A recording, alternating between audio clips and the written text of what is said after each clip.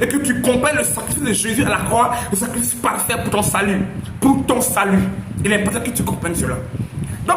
Donc, véritablement, ce thème, véritablement, est d'abord, j'ai dit pour ceux qui ne comprennent pas, ceux qui n'ont pas compris, mais ce thème est aussi pour ceux-là, véritablement, qui disent qu'ils acceptent le Seigneur Jésus, mais qui ne comprennent pas les choses de Dieu. Vous savez, ceux qui ont attrapé Jésus, qui l'ont saisi, qui sont allés le crucifier, c'est les pharisiens, c'est les juifs. Ils avaient la loi, ils avaient la parole. Mais en vérité, leur intelligence n'était pas encore éclairée parce qu'ils n'avaient pas encore compris la profondeur des choses de Dieu. Et la profondeur des choses de Dieu est expliquée par le biais du Saint-Esprit. Par le biais du Saint-Esprit. Et c'est dommage que souvent, on dit qu'on est chrétien, on dit que vraiment on accepte le Seigneur, mais on ne comprend pas les choses de Dieu, on ne comprend pas les profondeurs des choses de Dieu. Et souvent dans l'église, c'est nous-mêmes, on persécute et on combat ceux qui marchent par l'Esprit et ceux qui vont accomplir le plan et la volonté de Dieu. Je veux ce soir faire comprendre à quelqu'un, enfant de Dieu, écoute-moi bien.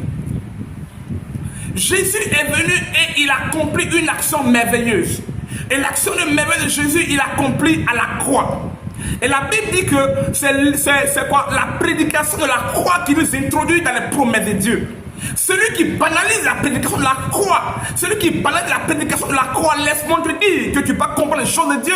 Parce que Christ a gagné le monde par la croix. C'est à la croix que tout a été accompli. C'est à la croix qu'il a payé le prix. C'est à la croix qu'il a souffert. C'est à la croix qu'il a donné son sang. C'est à la croix qu'il est mort. C'est à la croix que tout a été parfait à la croix. Donc nous devons comprendre que l'évangile de la croix, c'est l'évangile qui nous introduit dans les promesses du royaume. L'évangile de la croix, c'est l'évangile qui nous promet, qui nous introduit dans les choses de Dieu. L'évangile de la croix, c'est l'évangile qui nous introduit dans le plan de Dieu. C'est pourquoi il dit celui qui veut me suivre, qui se charge de sa croix et qui me suive. Il n'y a pas d'évangile sans croix. Il n'y a pas d'évangile sans croix. Il n'y a pas d'évangile sans croix.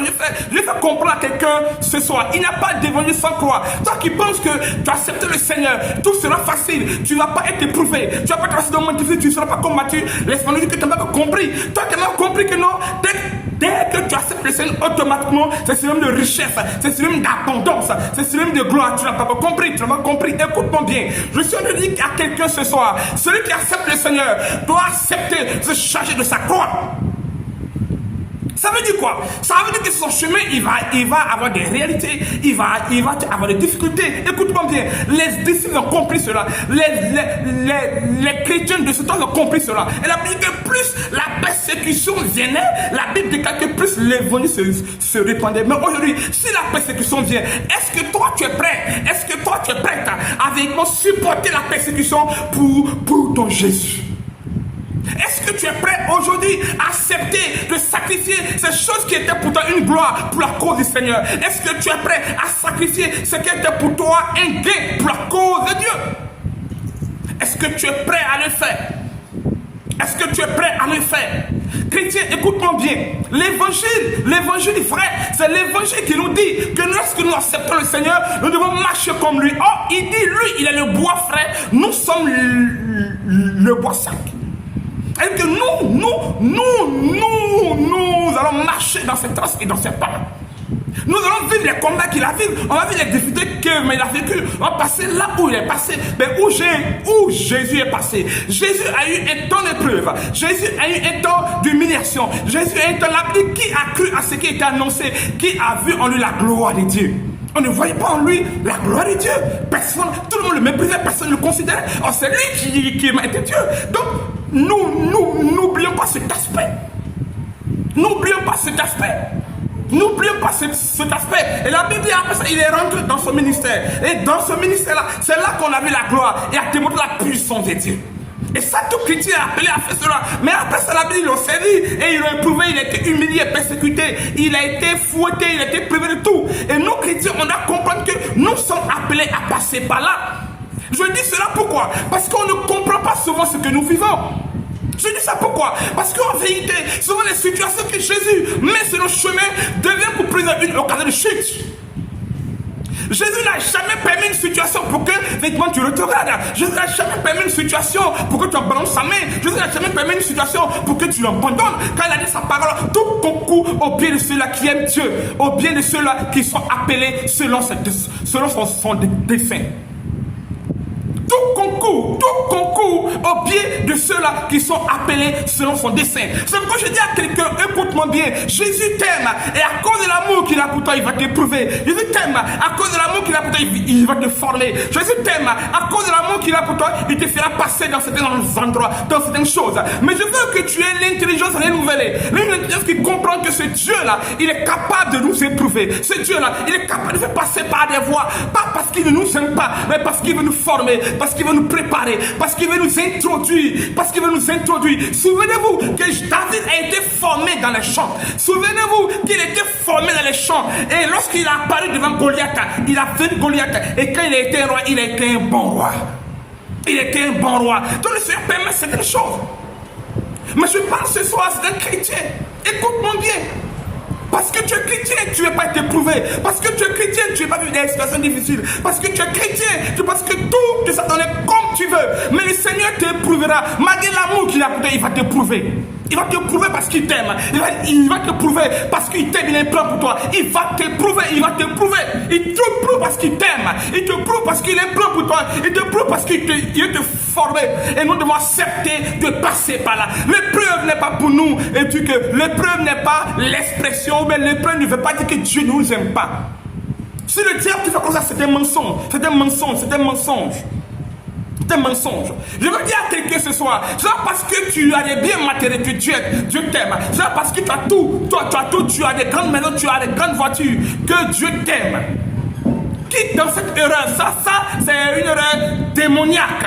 Jésus n'avait rien, mais Dieu l'aimait. Et véritablement, le Seigneur avait un plan pour lui. Jean-Baptiste n'avait pas de maison, mais Jésus a témoigné il dit de son temps, il était le plus grand. Le plus grand. Je veux ce soir dire à quelqu'un, écoute-moi bien. Dieu t'aime, Dieu t'aime, Dieu t'aime, Dieu t'aime. Mais je dis à quelqu'un que véritablement les situations, que le chemin que tu traverses avec le Seigneur ne te fasse pas trébucher. Ne te fasse pas trébucher. Ne trébuche pas mon frère. Ne trébuche pas ma soeur. Car le Seigneur a un plan pour toi.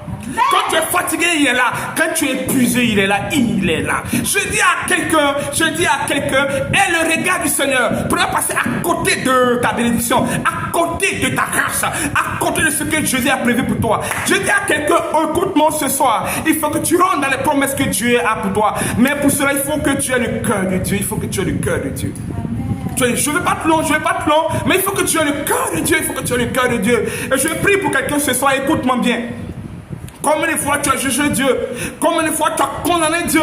Combien de fois tu as cru que Dieu ne t'aimait pas? Combien de fois, à cause des épreuves, tu as laissé sa main, tu es parti pécher?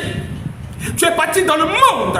Combien de fois, à cause des situations, tu as péché contre Dieu? Mais aujourd'hui, ce premier jour de ce monde jeune est un jour que tu vas te mettre en règle vis-à-vis de Dieu. Il faut que tu te répondes et demandes pardon à Dieu pour ce que tu as fait. Pardon à Dieu parce que tu as abandonné sa main. Pardon à Dieu parce que tu t'es rébellé dans ton cœur. Pardon à Dieu parce que tu as murmuré. Pardon à Dieu parce que tu as fait ce qui n'est pas agréable à Dieu.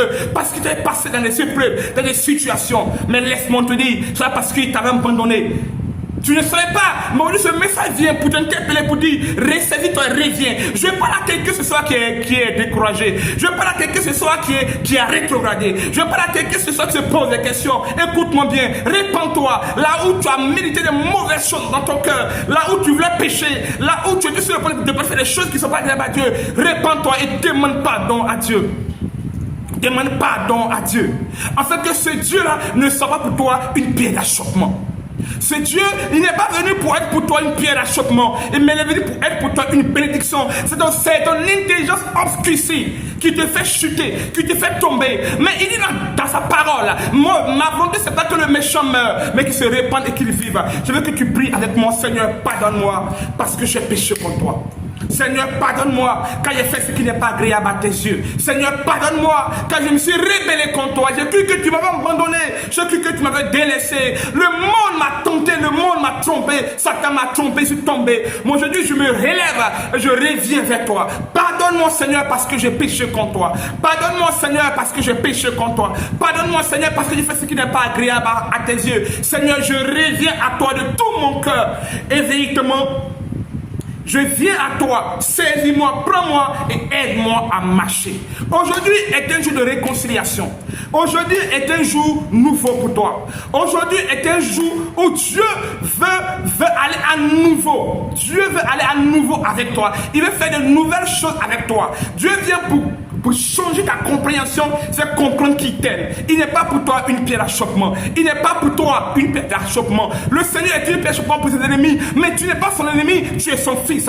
Il peut être pour toi une pierre d'achoppement. Je dis à quelqu'un ce soir, répands-toi. La vie ne sera pas longue, mais quand nous allons finir, chez toi à la maison, répands-toi, prie, entre en prière et parle à ton Dieu, et ton Dieu qui est dans le secret verra tes prières, il t'exaucera. Shalom à toi, sois béni. Nous sommes au premier jour. Demain encore, nous sommes là, pratiquement à la même heure. Nous allons prier pour ceux véritablement qui veulent m'appeler. Vous pouvez m'appeler sur mon numéro 07 47 93 52 16. Je répète, le 07 47 93 52 16. Donc nous sommes donc dans le moment de 21 jours de jeûne à la présence du Seigneur. Véritablement, toi qui m'entends ce soir, véritablement, prie avec tout ce qui a été dit et ressaisis-toi, car le Seigneur a quelque chose de grand pour toi. Demain encore, nous sommes là, après-demain, mais à partir de jeudi, nous serons au temple de la mission mondiale Christ le Roc. Le temple est situé à Yopougon, Maroc. Tu peux venir et tu peux appeler simplement à ce numéro, nous allons t'indiquer demain, donc jeudi, vendredi, samedi, 18h, 19h. Et le dimanche, nous avons un culte merveilleux ensemble. Et viens, nous allons prier ensemble. Donc, demain, nous sommes là à la même heure. Viens. Et le Seigneur a quelque chose de grand pour toi. Sois béni au nom de Jésus. Amen.